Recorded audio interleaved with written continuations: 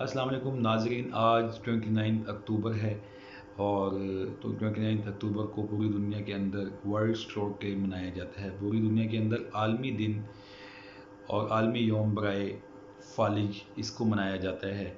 फालिज basically क्या होता है, आपके जिस्म का कोई भी हिस्सा, वो चाहे आपके फेस की एक साइड हो या ज़ुबान हो या आपके बाजू हो और या आपकी टांगें हों, वो काम करना छोड़ देती हैं। आपकी बाज़ दफ़ा ऐसे होता है कि आपकी आँख जो है वो काम करना छोड़ जाती है या आपका बोलना बंद हो जाता है।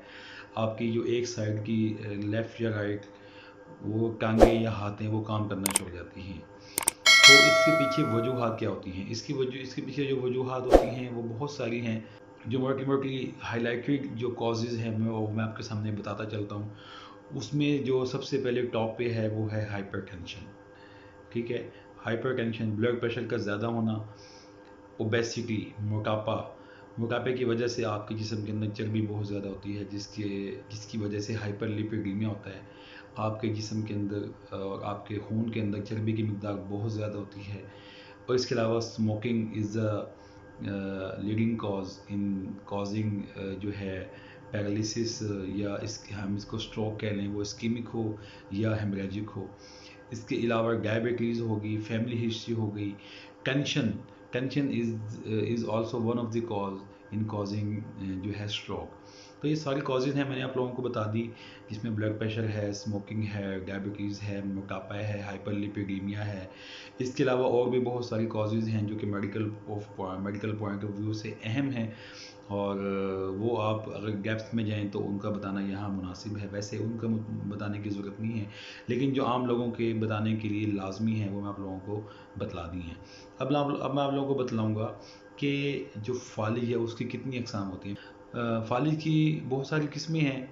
कुछ अक़साम मैं आप लोगों को बताता चलूँ। एक किस्म होती है जिसके अंदर दिमाग की नाली के अंदर अगर खून जम जाता है, खून जमने की वजह से एक ख़ास हिस्से की सप्लाई बंद हो जाती है, जिसकी वजह से जिस एरिया को वो सप्लाई करता है, फॉर एग्ज़ाम्पल दिमाग का वो हिस्सा जो आपके हाथ की मूवमेंट्स को कंट्रोल करता है, अगर वहाँ खून जम जाए, उस हिस्से की नाली के अंदर खून जम जाए तो वहाँ सप्लाई नहीं जाएगी और वो हिस्सा काम करना छोड़ देगा। इसे कहते हैं इस्केमिक स्ट्रोक।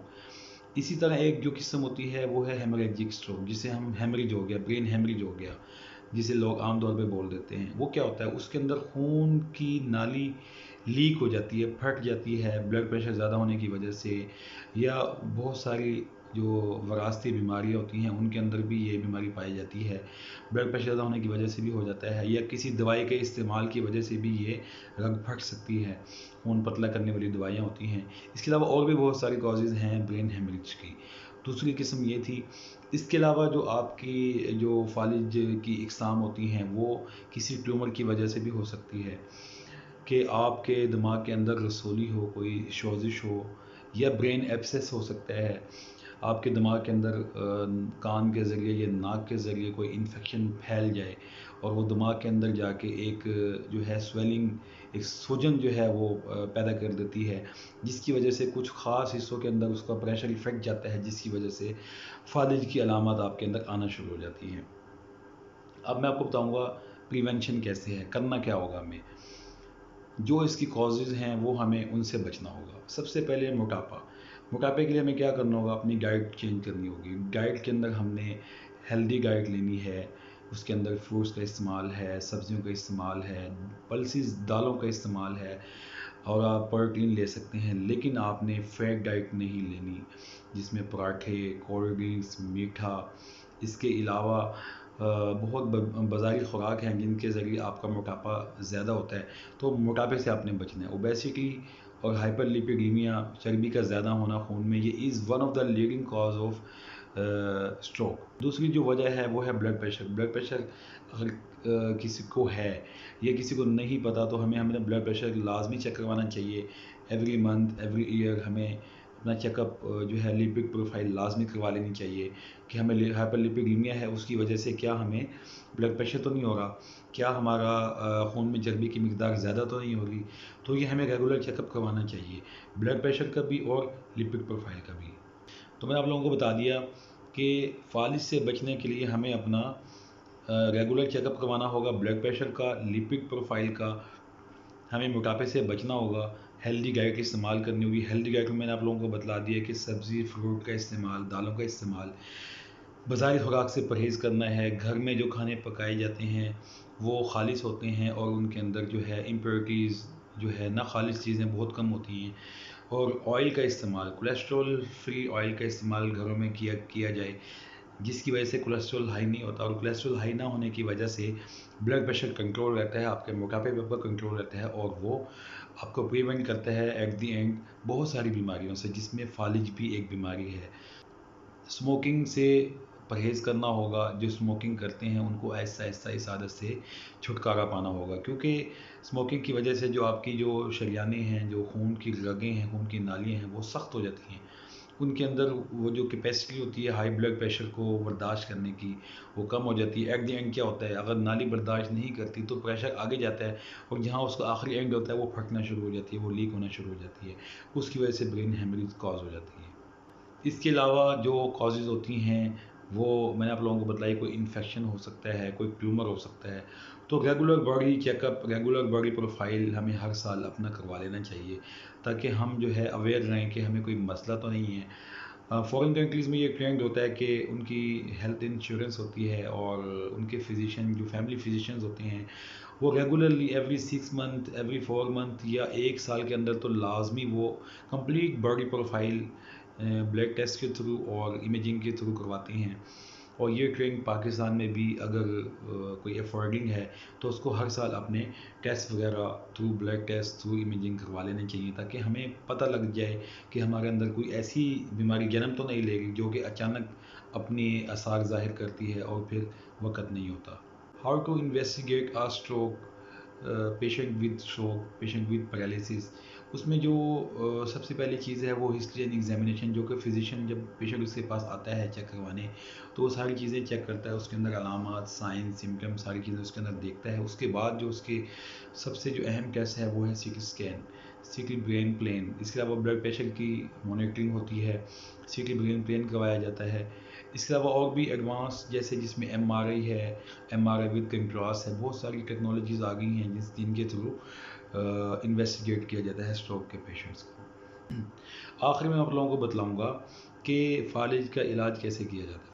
अगर तो इस्केमिक स्ट्रोक है, यानी कि खून की नाली के अंदर खून जम गया, उसकी वजह से ब्रेन की सप्लाई बंद हो गई है, तो उसके लिए जो है इलाज क्या होता है, उसके लिए खून पतला करने की दवाइयाँ दी जाती हैं, जिसके अंदर स्टैटिन्स भी होते हैं, लिपिड लोडिंग ड्रग्स भी होती हैं, और इसके अलावा खून को जो है, जो जमा हुआ खून है उसको तोड़ना, वहाँ से रास्ता बेहाल करना, नाली को खोलने वाली दवाइयाँ होती हैं उसको, उसके अंदर हम डिस्प्रिन है, एस्प्रिन है, वो इस्तेमाल करते हैं, ताकि जो है वो मज़ीद फालिज जो है वो ना बढ़े और मज़ीद उसके अंदर मुश्किलात, पेचीदगियाँ पैदा ना हों। इसके अलावा जो न्यूरोटॉनिक ड्रग्स दी जाती हैं, जो कि आपकी जो रीजनरेशन होती है नर्व्स की, न्यूरॉन्स की, उसके अंदर हेल्प आउट करती हैं।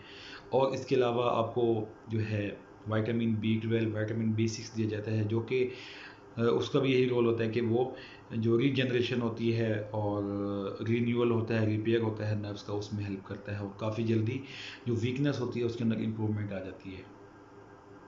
इसके अलावा जो इलाज के अंदर जो सबसे अहम चीज़ है, देखें हम जो फालिज वाले मरीज़ हॉस्पिटल्स में आते हैं, हम उन्हें ये कहते हैं कि भाई जो देखें, जो इसकी वजह थी, ब्लड प्रेशर थी या चर्बी का ज़्यादा होना था या कोई और वजह थी, वो जो होना था वो हो चुका। अब इसका इलाज क्या है? इसका इलाज दवाइयाँ हैं, ताकि आगे मज़ीद ये बीमारी ना बढ़े। और दवाइयों से ज़्यादा अहम चीज़ वो क्या है? वो है फ़िज़ियोथेरेपी। फ़िज़ियोथेरेपी क्या है? जिस साइड की वीकनेस हो, जिस साइड पे फालिज हुआ हो, उस साइड के हर जोड़ के अंदर आपने मूवमेंट्स करनी होती है। फॉर एग्जांपल ये मेरा हाथ है, अगर ये मेरा हाथ काम करना छोड़ गया है, तो जो अटेंडेंट्स होते हैं, जो साथ रिलेटिव्स होते हैं, उनका क्या काम होता है? उनका काम ये होता है कि वो फ़िज़ियोथेरेपी करें। फ़िज़ियोथेरेपिस्ट से एक दफ़ा करवा लें, वो सीख लें, उसके बाद वो घर में हर घंटे बाद, हर 2 घंटे बाद उसको करेंगे। जितनी फ़िज़ियोथेरेपी करेंगे उतनी इम्प्रूवमेंट आएगी। अब मैं आपको मिसाल के तौर पर बता देता हूँ कि फ़िज़ियोथेरेपी क्या होती है। फ़िज़ियोथेरेपी होती है कि हर जोड़ पे आपने मूवमेंट्स करवानी होती है। जैसे स्मॉल जॉइंट्स हैं ये फिंगर्स के, आपने इनके अंदर मूवमेंट्स करवानी है, फिर आपने फिंगर्स जहाँ से पाम के साथ अटैच होती हैं, उनकी मूवमेंट्स करवानी है, फिर आपने ये थंब की मूवमेंट करवानी है, फिर रिस्ट पे, इसी तरह एल्बो पे, इस तरह शोल्डर जॉइंट पे आपने, इसी तरह ही जो लेग्स की वीकनेस है तो इस तरह हर जोड़ पे आपने मूवमेंट्स करवानी है। इसे कहते हैं फिजियोथेरेपी। जितनी मसल्स की एक्टिविटी आप जल्दी मतलब जितनी मसल्स की एक्टिविटी करवाएंगे उतनी जल्दी उसकी वीकनेस इंप्रूव होगी। तो physiotherapy is the main part of treatment in the stroke. तो जिसको स्ट्रोक हो गया है उसकी इसके अलावा नर्सिंग केयर बहुत अहम होती है कि आप बड़े पेशाब छोटे पेशाब की जगह की हिफाजत करें। वो बच्चे की तरह होता है, उसके आपने बड़े पेशाब की छोटे पेशाब की जो है वो सफाई का ख्याल रखना है। उसको बेड सोज ना बने, वो लेटा रहता है, वो हिल नहीं सकता, उसको करवट दिलवाएं ताकि उसकी कमर पे कोई ज़ख़म ना बन जाए पसीने की वजह से, गर्मी की वजह से, मॉइस्चर की वजह से स्किन के ऊपर इन्फेक्शन हो जाते हैं। स्किन इन्फेक्शन ना हो, हाइजीनिक उसकी जो है वो केयर होनी चाहिए। ओरल हाइजीन, इसके अलावा जो है पोस्चर चेंज उसका होना चाहिए, फिजियोथेरेपी होनी चाहिए, और इसके अलावा इसके साथ साथ दवाई का इस्तेमाल भी रेगुलर होना चाहिए। और इसका फॉलो अप होता है न्यूरो फिजिशियन के पास, जो कि इसका माहिर डॉक्टर होता है न्यूरो फिजिशियन, उसके थ्रू इसका फॉलो अप करवाते रहना चाहिए। और ये वीडियो बनाने का मकसद ये था कि इस स्ट्रोक वर्ल्ड स्ट्रोक डे के ऊपर मैं आप लोगों तक फालिज के बारे में आगाही आप लोगों तक पहुंचा सकूं। As you all of you know that only purpose of creating this channel is to spread awareness about various diseases to the patients। आम लोगों के अंदर उनकी सेहत के बारे में शऊर पैदा करना, ये मेरे चैनल का मकसद था। और I am doing this with my best efforts. I hope कि आपको मेरी वीडियो बहुत पसंद आई होगी और आप उन लोगों तक लाजमी शेयर करेंगे जिन लोगों को इस वीडियो की ज़रूरत है, और इसको अपने दोस्तों के साथ लाजमी शेयर करेंगे। अपना फीडबैक कमेंट सेक्शन में लाजमी शेयर कीजिएगा और इस चैनल को सब्सक्राइब करना मत भूलिएगा। अस्सलाम वालेकुम।